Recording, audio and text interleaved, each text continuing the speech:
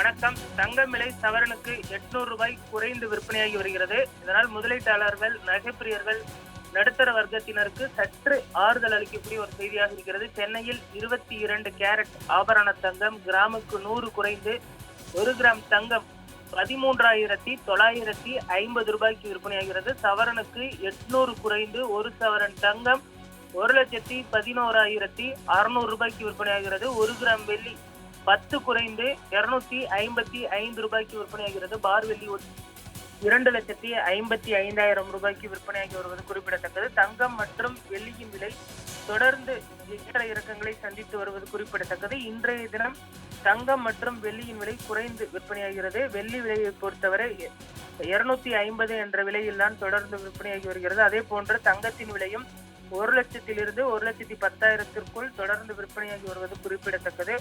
அடுத்து வரக்கூடிய ஒரு சில தினங்கள் இதே விலை நீடிக்கும் என்றும் எதிர்பார்க்கப்படுகிறது. தற்பொழுது மக்களிடையே பணப்புழக்கம் என்பது குறைந்திருக்கிறது.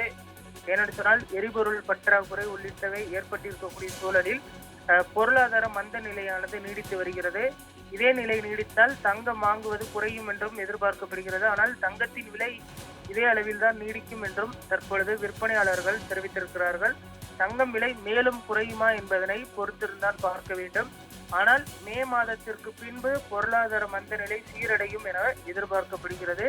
அடுத்து வரக்கூடிய 2 மாதங்கள் என்பது இந்திய தங்க மார்க்கெட் என்பது ஒரு கடுமையான சிக்கலை சந்திக்கும் என்றுதான் எதிர்பார்க்கப்படுகிறது. ஏனென்றால் நடுத்தர வர்க்கத்தினர் தங்கம் வாங்குவது என்பது குறைந்திருப்பதும் குறிப்பிடத்தக்கது. தங்கம் வாங்குவது குறைந்திருப்பதனால் தற்பொழுது விற்பனையும் குறைந்திருக்கிறது. அடுத்து வரக்கூடிய ஒரு சில தினங்களில் மேலும் தங்கத்தின் விலை குறைந்தால் வாங்குவது சற்று அதிகரிக்கும் என எதிர்பார்க்கப்படுகிறது.